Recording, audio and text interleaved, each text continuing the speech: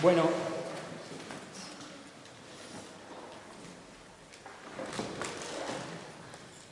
lo que queremos tratar en esta clase o en este curso es cómo es nuestra fe.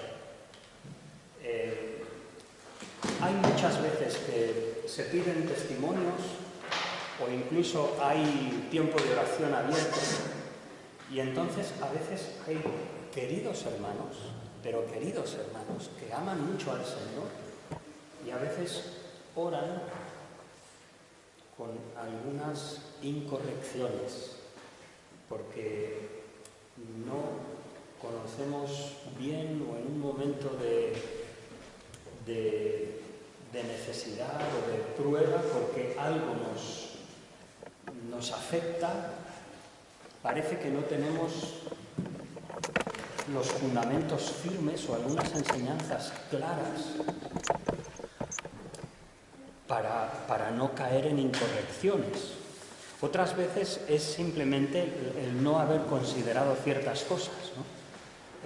Pasa incluso con la persona de Jesús. ¿Alguno se ha planteado alguna vez qué quiere decir que Jesús creciera en sabiduría?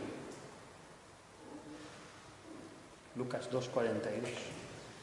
Jesús crecía, y no solamente en sabiduría, sino en gracia. ¿Qué quiere decir que Jesús tenía necesidad, Jesús, de nacer en gracia? Era como nosotros, no nació como un ser humano, entonces necesitaba también darnos ese ejemplo a nosotros de tener ese conocimiento. Sí, pero ¿nació como Dios o nació como hombre? Nació como Dios, y nació del Espíritu Santo. ¿Os dais cuenta? Hay cosas que tenemos que definir, porque sí, nació como Dios, pero eso es, recordemos que se anonadó a sí mismo, Filipenses 2, del 5 al 11, se anonadó a sí mismo, él mismo renunció a la manifestación pública y a los atributos de ser Dios. Entonces él nunca dejó de ser Dios, pero él nunca utilizó su deidad para satisfacer su humanidad, sino que vivió en el poder del Espíritu. Bueno, eso llegará su día que lo tratemos. Pero ¿os dais cuenta? ¿Podía Jesús pecar? Claro. ¿Sí? ¿Puede Dios pecar? ¿Puede Dios pecar? ¿Sí? ¿Os dais cuenta? No puede pecar. ¿Os dais cuenta? Otra pregunta de lo que vamos a tratar hoy. Cuando Pedro predica o cuando Pablo predica, ¿están inspirados? Inspirados, sí. ¿Seguro? ¿Cuál es la pregunta? Sí, Pedro y Pablo cuando predican están inspirados por el Espíritu Santo. Sí. ¿Sí? La Biblia es inspirada. Bueno, lo veremos. Lo veremos. ¿Os dais cuenta? Hay ciertas cosas que cuando nos ponemos no son tan fáciles. Y entonces es bueno saber qué queremos. Si queremos hablar, este curso, digamos, es un poco la continuación de PPS, de Preparados para Servir, pero es un poquito más, nos vamos a meter un poquito más profundo. Yo avisé, este curso es digamos, para liderazgo. Entonces, no vamos a tratar cosas raras o demasiado intelectuales, pero sí que nos queremos meter con qué creemos, para saber qué creemos. Y entonces, que maestros de escuela dominical, líderes de células, pues podamos no caer en ciertas cosas, en estos temas que son muy importantes, como quién es Dios o cómo es Dios. Lo dije, creo que fue el domingo pasado. ¿Qué significa que Dios sea espíritu? ¿No dice en Daniel que vio a un anciano de días en su trono? ¿Y no choca eso con que Dios sea espíritu? Porque Dios no tiene cuerpo. Bueno, entonces, eso es lo que vamos a tratar. Vamos a ir directamente entonces a lo que es el curso. Entonces, vamos a dar una pequeña introducción. A ver si, por favor, Isaac, me vas a tener que ayudar. ¿Vale? Siguiente, por favor. Bien. ¿Cómo nos acercamos a estudiar doctrina? ¿Cómo nos acercamos a estudiar doctrina? Las preguntas que os he hecho. ¿Cómo nos acercamos a este estudio? Pues bien, hay algunos que son personas prácticas y dicen, bueno, al fin y al cabo, ¿para qué me sirve? Si total, para ir a la iglesia no necesito meterme en estos berenjenales, ¿no? No, vamos a ocuparnos del Señor, de amar al Señor, de seguir al Señor y ya está. Creo que no es una actitud correcta, pero existe esa actitud. También existe aquel que es temeroso a la complejidad, decir, uy, demasiado técnico. Me gustaría que fuésemos a un médico y cuando nos intenta decir qué enfermedad tenemos, decimos, no, a mí no me digas eso, dime si es gripe o si es catarro, pero no me digas demasiado. No, queremos que nos diga, a veces si es un poquito técnico, nos da seguridad. Porque dices, sabe de lo que está hablando. Pero hay algunos hay otras personas que son tan fundamentales que, uy, no me vayas a intimar que eso, ¿no? Por ejemplo, que Jesús pecó, ¿pudo Jesús pecar o no? Yo una de las mejores respuestas que he oído es, sí, pero no. No, pero sí. Decidió no pecar. Pero tampoco podía. Sí, pero no. No, pero sí. ¿Por qué? Porque es 100% hombre y 100% Dios. Entonces, él fue tentado plenamente. Lo que pasa es que para vencer la tentación, como decíamos antes, no usó sus atributos divinos como escudo, sino que vivió como un hombre perfecto.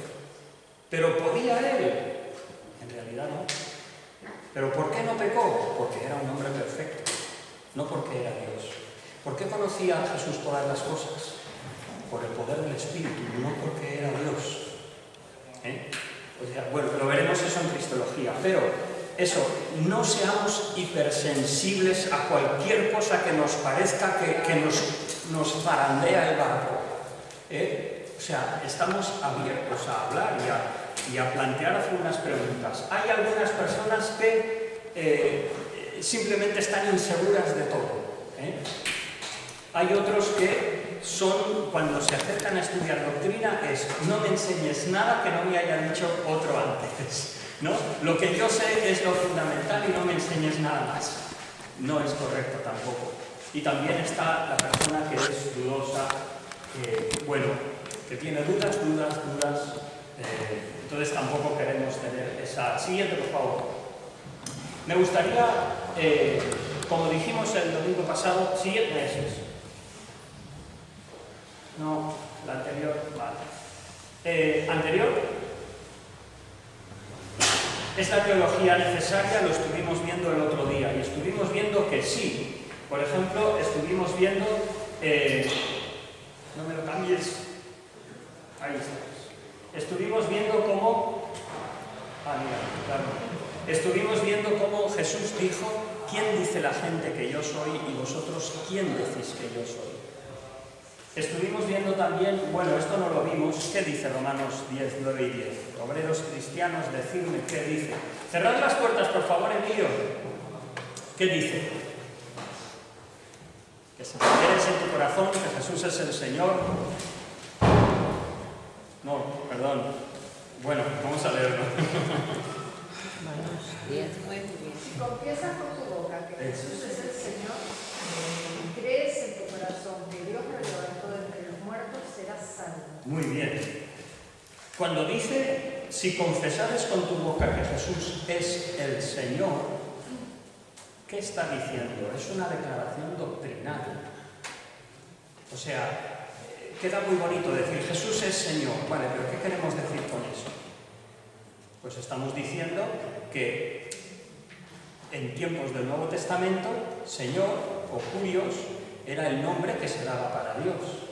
Y cuando se dice que Jesús es el Señor, se le está identificando con Dios mismo.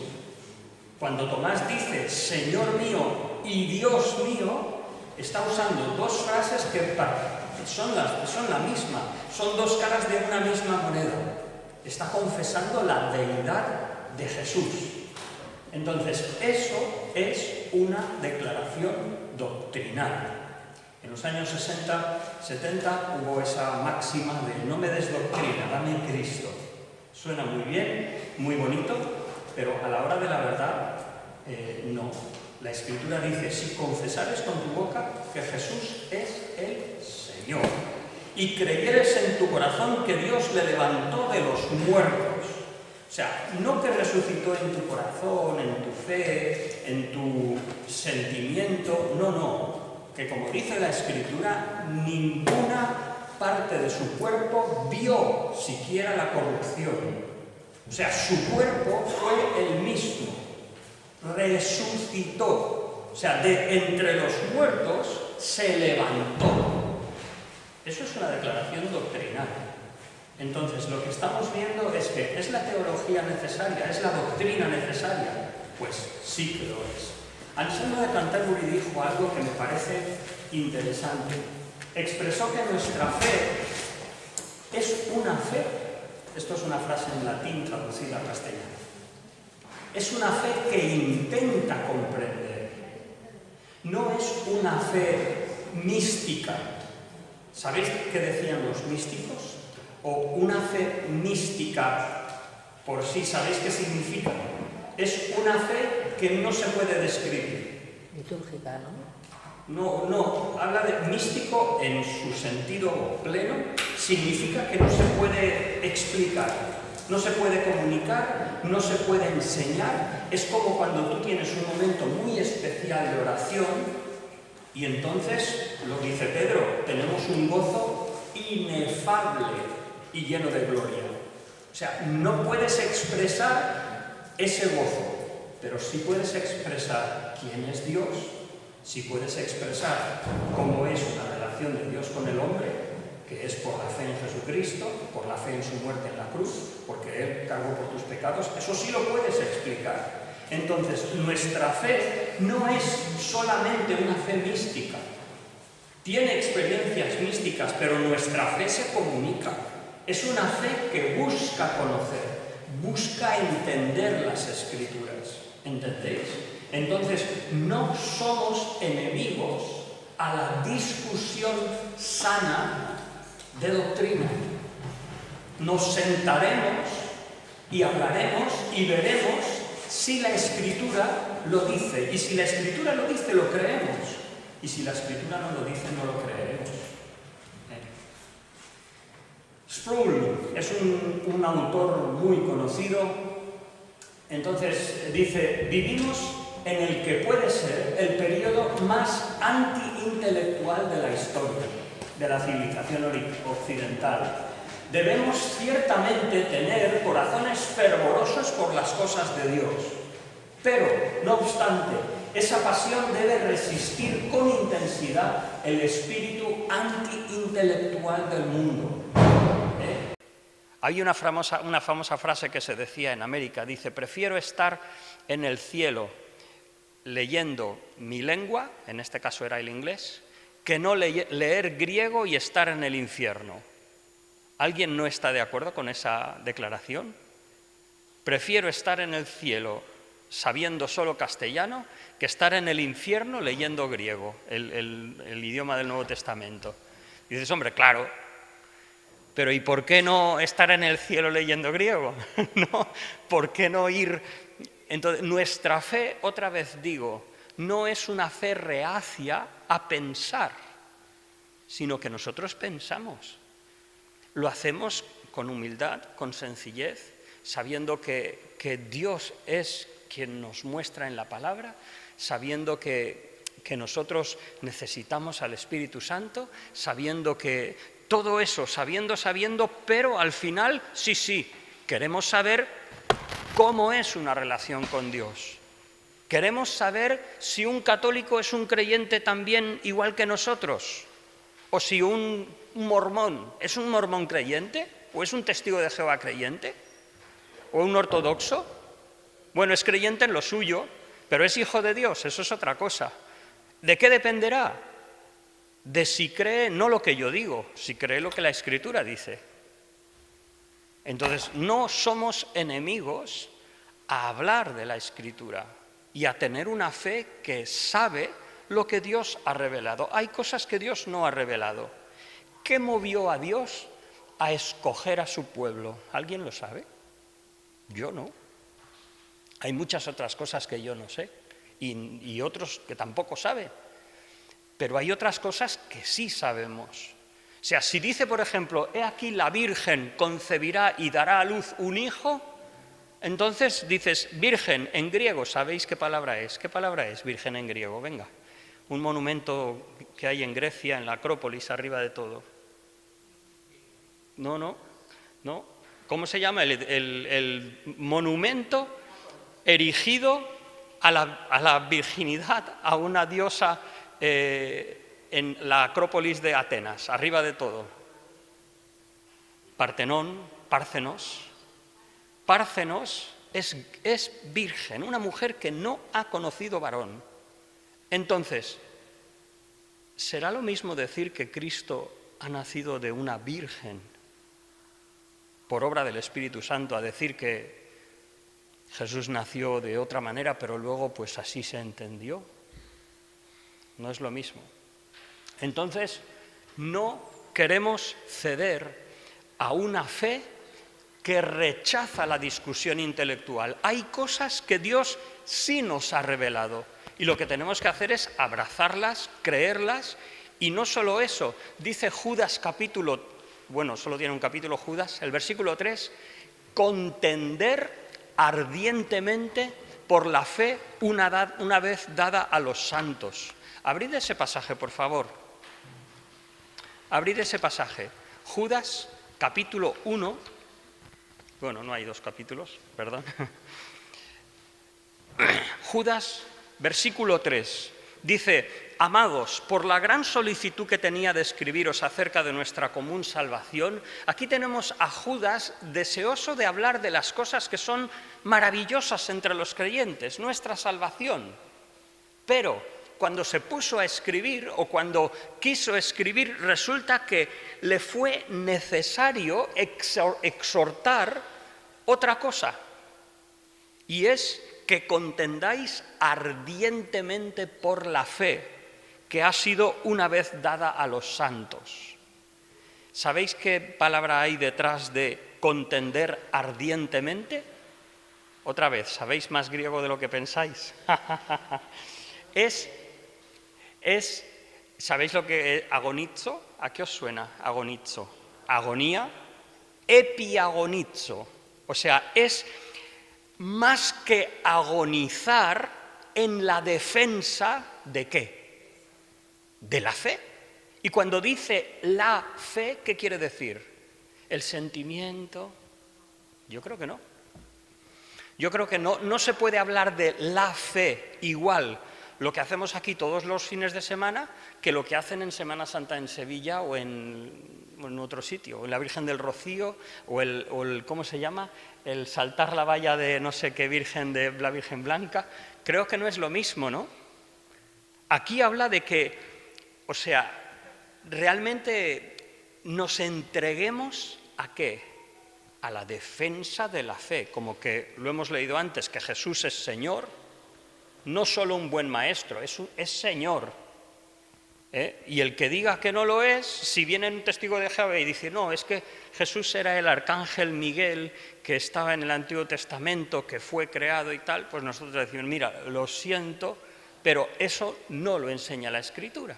Entonces, no es que esté en posesión de toda la verdad, pero la Escritura sí es toda verdad.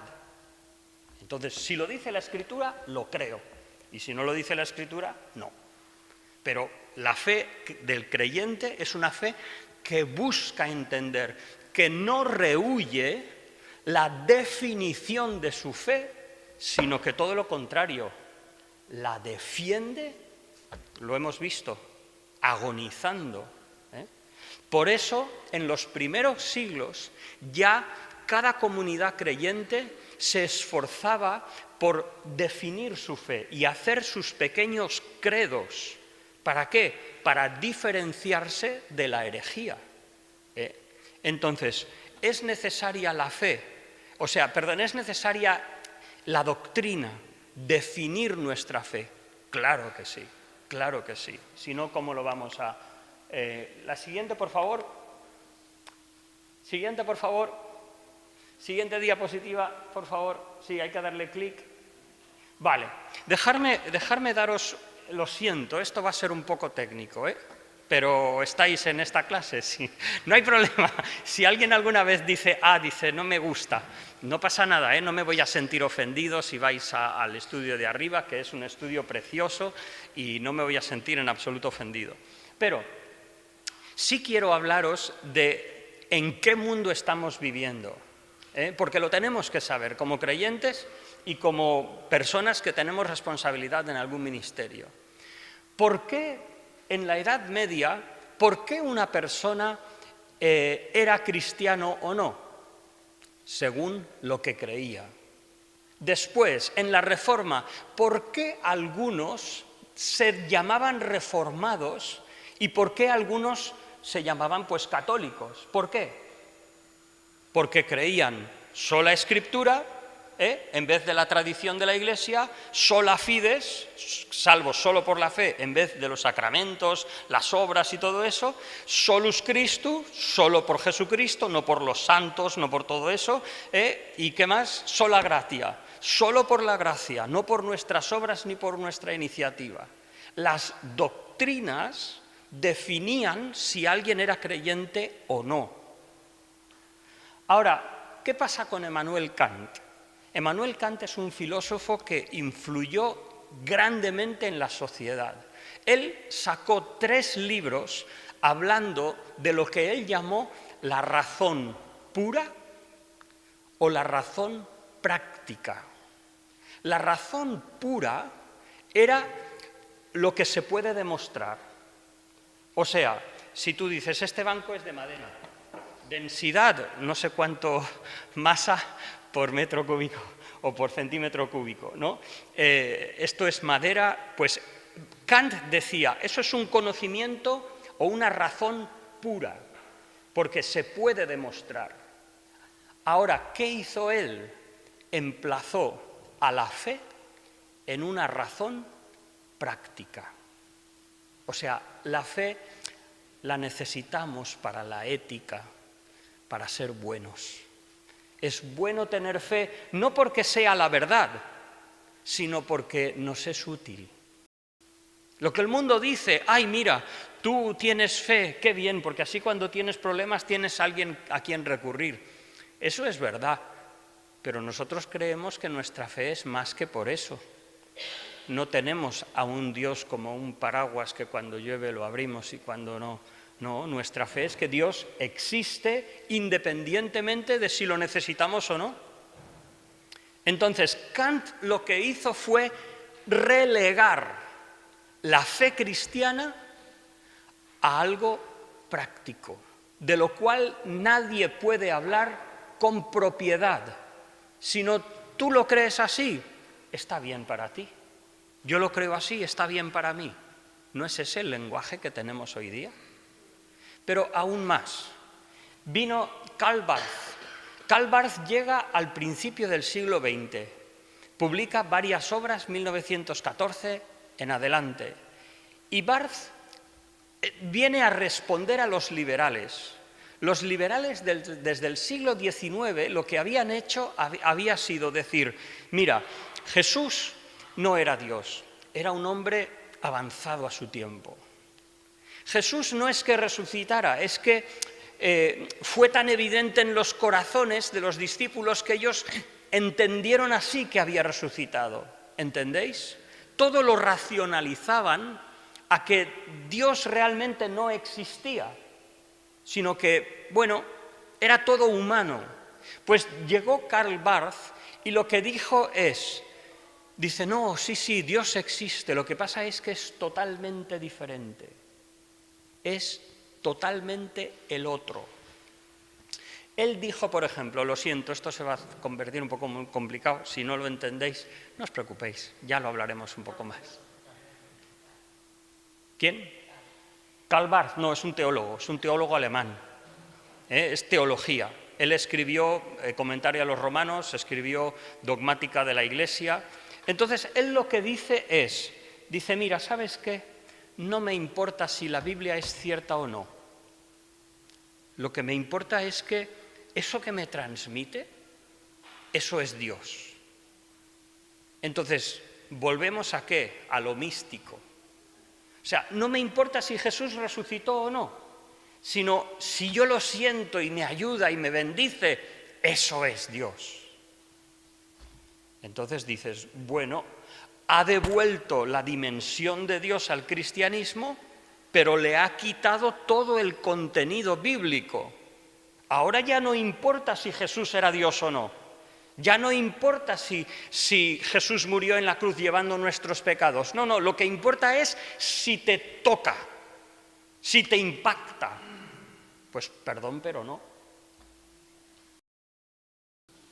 Sí, es tomar la definición de revelación no como que Dios es espíritu, Jesús es Señor, no como eso, sino como, ¡ay, qué impacto! Llega Schleiermacher, lo siento, un alemán, otro alemán, 1958, y él dice, mira, ¿sabes qué? No nos vamos a complicar tanto la vida con que si Jesús es Dios, si es la salvación por la fe o por las obras, no te molestes, no te preocupes. Lo que importa es el sentimiento de dependencia. O sea, ¿cómo te has sentido? Eso lo estamos viviendo en muchas iglesias. Llegas a un culto y... ¡ay, es que me he sentido! ¿Sí? ¿Qué predicaban? ¿Qué creen? No, es que... está bien, yo creo en que Dios tiene que... De verdad, yo si alguna vez predico y no... el Señor, yo no impacto a nadie. O sea, no. Yo no impacto a nadie, yo leo un poco y comento alguna cosa. Pero es el Señor el que toca corazones. Si yo predico y el Señor deja de tocar o bendecir a los corazones, lo dejo. Porque que venga otro y el Señor lo use. O sea, creemos en el fervor, creemos en la obra del Espíritu Santo, pero no creemos en la separación de lo espiritual de la doctrina. O sea, creemos en la necesidad de que Dios nos hable, de tener un momento con el Señor. Dentro de un rato lo que queremos es que el Señor tenga un encuentro con nosotros y nosotros con el Señor. Hemos estado orando, la alabanza está practicando durante la semana, Marcelo ha estado estudiando para predicar, ¿pero por qué? Porque deseamos que el Señor se encuentre con nosotros, si no, hemos fracasado. Pero creemos que el Señor tocará su palabra cuando es realmente su palabra, y si es fuego extraño, el Señor la juzgará. No queremos presentar fuego extraño delante del Señor, no queremos predicar cualquier cosa, queremos hablar lo que es conforme a la Escritura. No nos basta con un sentir de dependencia, me preocupa profundamente algunos círculos en el norte de Europa, incluso en Estados Unidos, que hablan y dicen, no, mira, he ido a unos ejercicios espirituales católicos y he sentido algo diferente. Y dices, ¿y? Yo estoy seguro que yo y vosotros nos vamos a un concierto de los Rollings. No, va en serio, en medio Camp Nou, con unos 120 decibelios, y oye, Y yo no los escucho, normalmente, o sea, nunca los he escuchado. Pero, a ver, yo he estado en algún sitio donde han hecho algunas pruebas de sonido y aquello que te vibra el pecho con y dices, tienes que estar muerto para que no te toque. ¿Pero significa que eso es de Dios? No.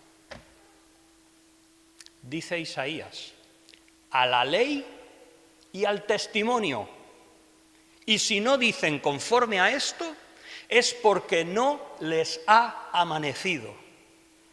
Entonces nosotros, sentimiento, muy bonito, encantados, pero a la ley y al testimonio.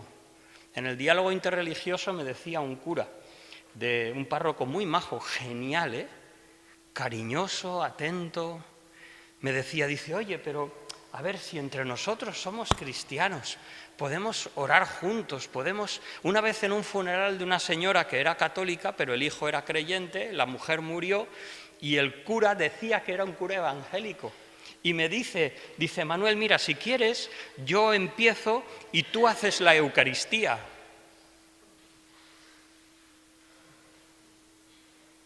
¡Qué tentación!, ¿no?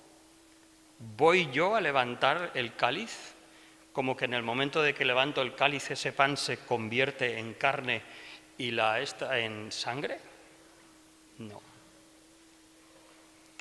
Por muy espiritual que sea el momento, hay que mantener la cabeza fría, porque nosotros creemos en una fe que se expresa, que se puede conocer, se puede comunicar, se puede enseñar, y es una fe que busca comprender qué es lo que creemos.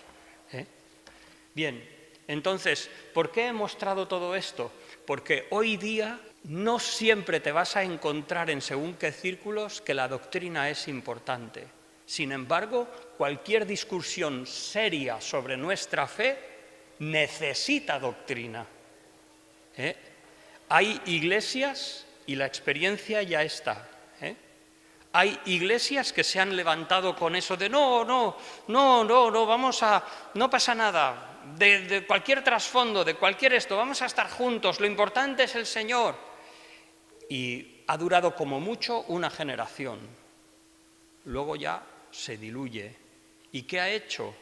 Daño, sacando a creyentes de sus iglesias para formar una iglesia quizás en necesidad espiritual. Por eso nosotros que estudiamos doctrina, de verdad, a ver cómo están nuestras rodillas, que nuestras rodillas estén gastadas, que nuestro corazón esté, buscando a Dios para que Él toque su palabra, porque necesitamos esa unción. Lo que pasa es que no la vamos a vender, o no vamos a vender la doctrina o a renunciar a la doctrina por lo que es el sentimiento religioso. Ayer leía esto de la Reforma Protestante, que cuando pasó lo de la Lutero, sí, que empezaron a enseñar a leer a la gente para que pudiera leer la Biblia. Claro. Porque era comunicativa, ¿no? Exacto, sí. ¿Y por qué la Iglesia Católica prohibía la Biblia? Si lo hacían en latín. Claro, hasta hace muy poco. ¿Por qué se prohibía? ¿Por qué se quemaban las Biblias en las plazas de los pueblos aquí en España? ¿Por qué se condenaba o se juzgaba en la Inquisición por tener copias de Biblias? Porque decía diferente de lo que la Iglesia enseñaba. Y entonces se trataba de convicción. ¿Qué crees tú? No solamente de sentimiento. Bien, pues vamos a... requisitos para... antes era, ¿qué es doctrina? ¿Qué es enseñanza? Debe ser bíblica, por supuesto, es lo que estamos diciendo, debe emerger de la Escritura, debe ser sistemática en el sentido de que tenemos en cuenta toda la Escritura buscando una definición coherente y cotejada sobre un tema en particular. Está claro que no entendemos de igual manera el Antiguo que el Nuevo Testamento, el tiempo del diluvio como ahora. Está claro que ha habido un desarrollo en la revelación de Dios, pero tenemos en cuenta toda la Escritura. La doctrina tiene que ser relevante, tiene que responder a preguntas y necesidades de la persona hoy en día. No nos vamos a dedicar a discutir acerca de, como dicen, el sexo de los ángeles. ¿Son varones o son hembras los ángeles? Bueno, se podría discutir. Pero bueno. Y tiene que ser práctica, no meramente abstracta. No vamos a meternos a Tomás de Aquino, suma teológica de volúmenes y etcétera. Bien, entonces para estudiar la Escritura, hoy solo vamos a tener tiempo de mirar esto. Hemos de asumir la autoridad y origen divino de las Escrituras. O sea, hemos de entender que lo que estamos leyendo es verdad. Ahora mismo no sabemos por qué, cómo, ni cuándo, cómo se transmitió el texto bíblico, dónde están los originales, las cartas que Pablo escribió a través de escribas o de su propia mano, Gálatas, en la última parte. No sabemos algunas cosas, pero creemos que vienen del Señor. Respetamos las leyes de la hermenéutica. ¿Qué quiere decir? Como decía antes, no es lo mismo, por ejemplo, lo que Dios dice en el Antiguo Testamento, de que, por ejemplo, si un buey fuere acorneador y todo el mundo conoce que el buey es acorneador, pues si acornea al vecino, pues lo juzgarás por asesinato. Bueno, esto era una ley del Antiguo Testamento, habría que ver por qué, cómo, cuándo, pero no lo tenemos que poner en práctica hoy en día. Bien, fe en lo que Dios ha revelado, la iluminación del Espíritu Santo y los libros o personas que Dios ha usado con nosotros no deben condicionar la Escritura, aunque agradecemos, amamos a hombres que el Señor ha usado, pero eso. Dejarme ir, tenemos 2 minutos, a ver si podemos hacer algo. Bueno, no tenemos. ¿Alguna pregunta? ¿Alguna pregunta? Esto es una introducción. Lo siento. Pero bueno, hoy lo que hemos visto es la necesidad de doctrina. Si queréis os puedo pasar estos PowerPoints. Lo que hemos visto es la necesidad de que nuestra fe sea articulada. Es una fe que se puede aprender, que busca conocer, es una fe que se puede defender, se puede discutir en amor, se puede hablar todo en amor. Se puede comprobar si está en la Escritura. Hay ciertas cosas que estaremos más seguros y otras cosas que a lo mejor diremos, me parece a mí que, pero nuestra guía es la palabra. Como dice Isaías, a la ley y al testimonio. Y si no dicen conforme a esto es que no les ha amanecido. A la ley y al testimonio. ¿Alguna pregunta? Sí.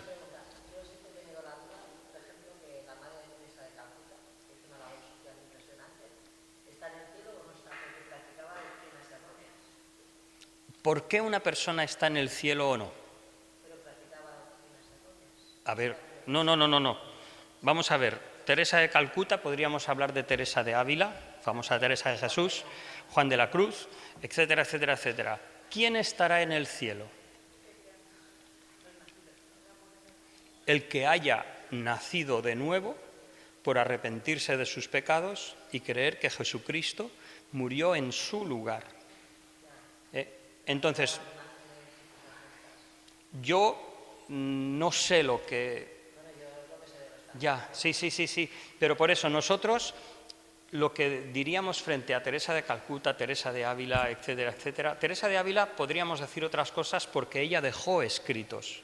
Y entonces podríamos decir, no solo ese poemita que es muy bonito, sino qué creía ella. Y cuando veas lo que crea ella, entonces dime si es un ejemplo o no.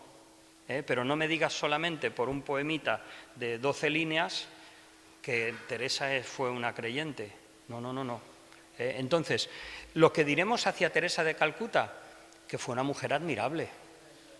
¿Quién lo pone en duda? Yo no. Fue una mujer admirable, de entrega, de sacrificio, de obra por los pobres. ¿Pero uno va al cielo por hacer bien a los pobres? No. Entonces, ¿está en el cielo? Yo no lo sé. me cuesta pensar que sí, pero yo no me voy a pronunciar para decir que no. ¿Entendéis? Creo que eso es la respuesta. No nos podemos pronunciar ni que sí ni que no. Los indicios no me gustan, porque va en contra de la Escritura. Entonces, lo mejor que podemos hacer es no usar ese tipo de ejemplos. Dígase Teresa de Calcuta, dígase Vicente Ferrer, podríamos hacer una lista de personas altruistas y geniales. Hermanos, muchas gracias. Ha sido un placer de estar con vosotros. El domingo que viene tenemos más, Dios mediante, y vamos a tenerlo aquí. Nos hemos retrasado 2 minutos. El próximo domingo iremos en punto. Que el Señor os bendiga.